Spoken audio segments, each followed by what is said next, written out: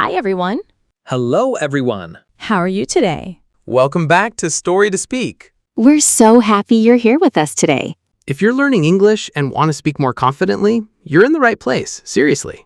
Today's topic is something many English learners experience, and it's super common. Oh, yes. I know this feeling very well. Deep in my bones, actually. It's a daily struggle. Why do I understand English but can't speak it?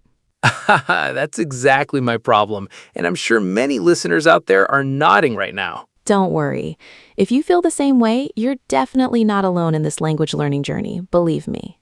Let's talk about it. We need to uncover the mysteries behind this common challenge. Let's get started and dive deep into this fascinating and sometimes frustrating topic today. Seriously though, Leo, it's so incredibly confusing for me. I can easily watch a whole English movie with any subtitles and pretty much understand everything, you know? You totally grasp the entire plot, the subtle jokes, and even the cultural references. It just organically clicks in your brain. That's fantastic. Exactly. Or I can listen to a complex YouTube video, or even follow a fast-paced conversation between native speakers. I can follow along perfectly, no problem at all. Wow, that really highlights your strong comprehension skills. It genuinely means your receptive English skills are incredibly robust and well-developed. But then, when it's my absolute turn to speak, my brain just completely freezes. It's like all the English words and phrases mysteriously disappear into thin air. I know that exact feeling. It's almost as if there's this impenetrable wall between what you effortlessly understand and what you can actually produce, right? Yes, a massive invisible wall. I become so incredibly nervous, and I simply cannot express myself clearly at all. It's unbelievably frustrating, trust me. That's truly a classic manifestation of the fundamental difference between passive English and active English, which countless learners unfortunately experience every day. Passive English? What exactly does that term mean, though? I'm not entirely sure I totally grasp the crucial distinction you're making. So, passive English primarily refers to the language you can effortlessly understand when you hear it spoken or when you read it in text. It's entirely about receiving information. Oh, okay. So like when I'm happily listening to an engaging podcast or reading an interesting article, my brain is just passively absorbing, not actively creating language. Exactly. Your brain efficiently recognizes the vast vocabulary and intricate grammar patterns. It's very much like knowing all the individual ingredients needed for a delicious cake. And active English then is when you actually skillfully bake that cake, meaning you confidently produce the language yourself from scratch. Precisely. Active English is when you speak or write, when you actively and confidently retrieve those specific words and grammatical structures to formulate your very own unique sentences. Wow, that makes so much profound sense. It's like I possess this huge, expansive library of English words and phrases in my head, but I just don't have the magical key to effectively unlock them when I urgently need to speak. That's an absolutely brilliant analogy, Mia, and that elusive key very often materializes through consistent, dedicated practice, wouldn't you say? So why is it fundamentally so much harder to speak then, besides the whole passive versus active dynamic we just discussed, you know? Well, undoubtedly, one of the biggest and most pervasive reasons, for sure, is the profound fear of making mistakes. Seriously, it's a monumental psychological block. Oh my goodness, that's absolutely spot on and incredibly true for me. I get so intensely worried about saying something grammatically wrong or sounding utterly silly in public. Right? Absolutely nobody wants to make an embarrassing grammatical error or mispronounce a crucial word in front of other people. It just feels profoundly humiliating. It really does. I start frantically overthinking every single word, every verb tense, and then I just completely stop talking altogether out of sheer panic. Exactly. That immense pressure to be absolutely perfect actually severely prevents you from even attempting to speak, which is completely counterproductive in the long run, you know? Yeah, it's a truly vicious cycle, isn't it? The more I worry about mistakes, the less I speak, and the less I speak, the more I worry about making them. Totally. And intimately related to that debilitating fear is the common tendency to try and meticulously translate every single sentence in your head before you even utter a word. Oh, no way! Are you absolutely serious about that? I do that all the time, without fail. I genuinely thought everyone did that, to be honest. It's an incredibly common habit, but it really slows down your speech significantly. You're essentially performing two complex mental tasks at once, formulating thoughts in your native language and then immediately translating them. That's so true. I'm constantly trying to translate word for word, and by the time I've painstakingly formed a complete sentence in my head, the entire conversation has already rapidly moved on. Exactly. It's like your brain is running a real-time, ultra-slow mini dictionary and an overzealous grammar checker simultaneously, which inherently takes far too much precious time. Wow, that's incredibly accurate. I guess that's precisely why I feel so utterly mentally exhausted after even trying to speak English for just a short while. Your brain is truly doing double duty, working overtime. And another tremendously significant factor is simply a profound lack of actual speaking practice. I know that's definitely true for me personally. I dedicate so much time to listening and reading, but not nearly as much time to actually actively speaking English. It's truly analogous to learning how to ride a bicycle. You can meticulously watch countless videos of people cycling gracefully all day long, but you absolutely need to get on the bike and physically try it yourself. That's such a brilliant comparison. You can't possibly learn to swim proficiently just by simply reading an instructional book about it, right? Precisely. Your physical muscles need to inherently develop the crucial memory for that specific action, and your mouth muscles and neural brain connections absolutely require that same kind of dedicated training for confident speaking. So it's really all about assiduously building those vital active pathways in the brain, much like engaging in rigorous physical training for any demanding sport, but for language. Exactly. And this crucial point often directly ties into yet another prevalent issue, constantly and unfairly comparing yourself to highly fluent speakers. Oh my goodness, I am so incredibly guilty of this detrimental habit. I constantly hear native speakers, or even very advanced non-native speakers, and immediately think, I'll never, ever sound like that. No way. That's a total, absolute confidence killer, Mia. It's truly like comparing your very first tentative day at the gym to the incredible performance of an Olympic athlete. It's just not fair. That's so incredibly true. I guess I just unrealistically want to sound absolutely perfect right away, instantly, without putting in the necessary effort, you know? Which, unfortunately, leads us directly into another common trap, impatiently waiting for absolutely perfect grammar before you even dare to utter a single word. Seriously, it's a huge paralyzing blocker.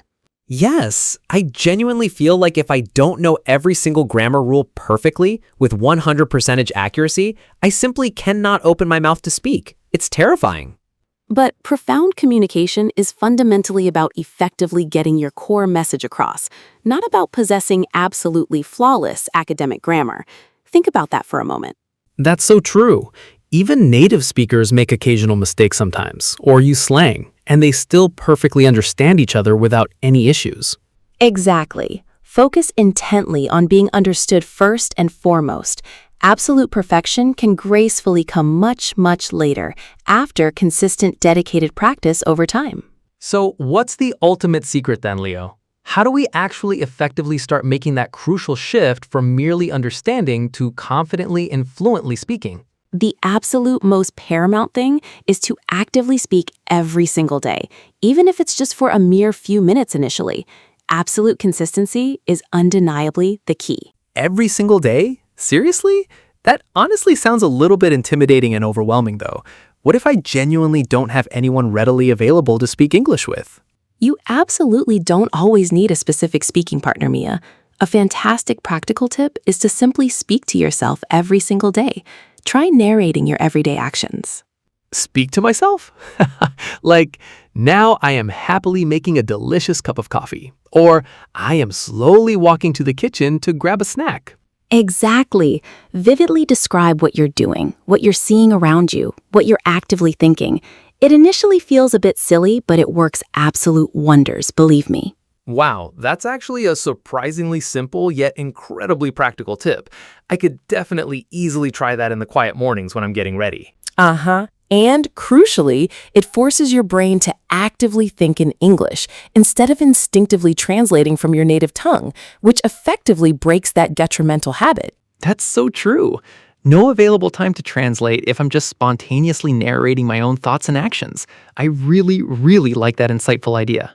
Another tremendously effective and straightforward technique is to simply read aloud.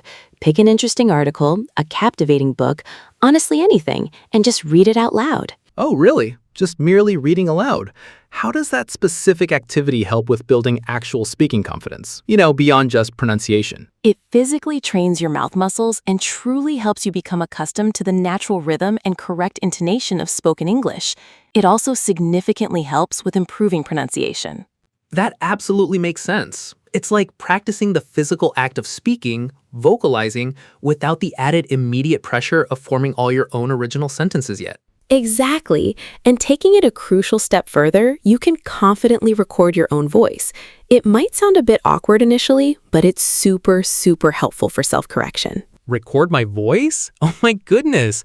I honestly don't think I could ever bear to listen to myself speaking. That sounds cringeworthy. I know, it absolutely feels weird at first. But when you bravely listen back, you can precisely identify crucial areas for improvement, like specific pronunciation issues or awkward pauses. That's true. It's like effectively being your very own personal language coach, I guess. I could definitely try it, maybe just for a few very short minutes each day. Another absolutely crucial tip: always use simple English. Don't aim for incredibly complex vocabulary or intricate grammar when you're initially starting to speak. That's really, really important advice. I always instinctively try to use big, fancy words and then get stuck because I genuinely don't know how to correctly connect them. Focus intently on getting your fundamental message across clearly and concisely, even if you're only using basic, everyday words. Communication, not perfection, remains the ultimate goal. Communication, not perfection. I seriously need to print that out and stick it on my wall. It truly takes a lot of unnecessary pressure off, Absolutely. And something that's actually really fun and engaging is actively shadowing English speakers. Have you ever attempted that technique, Mia? Shadowing? No, I genuinely don't think so. What exactly is that? It certainly sounds a bit mysterious and intriguing. You intently listen to a native speaker, perhaps from a captivating podcast or an engaging video, and you then try to repeat exactly what they are saying simultaneously at the very same time. No way! Like perfectly mimicking them exactly? That sounds incredibly challenging, but also kind of exhilarating and fun at the same time. Yeah, you strive to perfectly match their precise pronunciation, their natural rhythm, and their specific intonation. It genuinely helps immensely with achieving a more natural, fluid speech flow. Wow. So it's not just about simply repeating individual words, but truly capturing the entire musicality and cadence of the language too. That's incredibly clever and insightful. Exactly. And it's fundamentally about learning through natural conversations, just like our casual chat right now, instead of laboriously memorizing countless grammar rules from a dusty old textbook. That's so incredibly true. I feel like I absorb and learn so much more effectively from authentically hearing real conversations and observing how people actually genuinely speak in daily life. Definitely. Language is a living, breathing entity. It's intrinsically meant to be actively used in dynamic, spontaneous exchanges, not just passively studied in boring isolation. So it's really all about completely immersing yourself and progressively getting much more comfortable with the actual sounds and inherent structures of English in a very practical, hands-on way. And crucially, remembering that making mistakes is absolutely not a failure. They are truly a normal, expected, and fundamentally essential part of the entire language learning journey. Seriously? You really, truly think mistakes are genuinely okay and acceptable? Because I honestly always feel so incredibly bad and discouraged whenever I make just one. Absolutely. Think of them as invaluable feedback mechanisms. They precisely show you where you specifically need to focus your future efforts. Every single mistake is a golden learning opportunity. Wow, that's a completely different and utterly refreshing way to consciously look at it. I've always mistakenly seen them as irrefutable proof that I'm just not good enough. No way. It's actually undeniable proof that you're courageously trying. And that, Mia, is the most incredibly important thing of all. Embrace them proudly. I guess that honestly makes perfect sense. If I'm not actively making any mistakes, then I'm probably not speaking enough or pushing my boundaries, right? Exactly. And always remember, speaking becomes progressively easier and more natural with consistent, dedicated practice. It's truly like building up a strong physical muscle over time. So the more I persistently try, even if I stumble with mistakes, the easier and more fluent it will eventually, inevitably become. That genuinely gives me so much hope. Totally. Building genuine confidence truly originates and flourishes through those consistent, small daily actions. Each little, seemingly insignificant step genuinely adds up to massive progress. Not so true. Maybe it's not about one single monumental leap, but rather a continuous series of many tiny, consistent steps every day, slowly but surely getting better. Uh-huh. And let's be absolutely real with each other. We all have our fair share of funny and incredibly relatable experiences when bravely learning English, don't we? Oh my goodness, yes! Like that hilarious time I accidentally ordered hot dog water instead of hot water for my tea at that fancy cafe. Oh my goodness, yes, I vividly remember that incident. Or the unforgettable time you confidently told someone your age was thirsty instead of the correct 30. No way! I actually did that in public? Ah, that's so incredibly embarrassing to recall, but also kind of ridiculously funny now that I truly think about it. Exactly. Those wonderfully awkward moments, while perhaps a bit mortifying at the time, inevitably become fantastic stories and definitively show you're actively and courageously using the language. That's so true. I guess I really need to lighten up a bit and just genuinely enjoy the entire learning process more, embracing all the mistakes and funny blunders. Absolutely. So, remember those crucial tips we discussed. Speak to yourself, read aloud, confidently record your voice, and always use simple, clear English. And definitely shadow English speakers. Focus completely on communication, not obsessive perfection. I really like that last liberating one the most. Yes, focus intently on effectively conveying your core message, even if it's not perfectly grammatically constructed or delivered. The ultimate goal is to genuinely connect. That's a huge, significant shift in mindset for me, personally. It's like I've been anxiously waiting for some official permission slip to finally start speaking. Well, here is your official, unequivocal permission slip, Mia. Start speaking now. Don't hesitate. Don't wait for some elusive someday that might never arrive. Thank you so much, Leo. I genuinely feel much more motivated and inspired now. It's truly like a huge weight has been emotionally lifted from my shoulders. That's absolutely awesome to hear, Mia. Remember, literally everyone goes through this phase. You're definitely not alone in this incredibly rewarding language learning journey. I know that feeling. It's really encouraging to hear that, and to truly know there are so many simple, actionable ways to practically improve my speaking. We sincerely hope today's conversation genuinely helped you understand and feel more confident. Remember, understanding English is indeed a fantastic start, but confidently speaking it undeniably requires consistent, active practice. Don't patiently wait for absolutely perfect English before you try. Just speak. Start speaking English today, right now, with whatever words you currently know. Small, consistent steps every single day can truly create incredibly big and impactful results over time. Don't be afraid of making any mistakes at all. They are your best teachers, honestly. Your confidence will naturally grow and flourish when you persistently keep speaking and practicing. If you genuinely enjoyed this helpful conversation, please like, comment, and definitely subscribe to our channel. Thank you so very much for listening to us today. We truly appreciate your support. We'll eagerly see you again in the very next episode of Story2Speak. Keep learning. Take care, stay motivated, and keep diligently practicing your English every single day. Bye, everyone. Until next time, keep those English conversations going.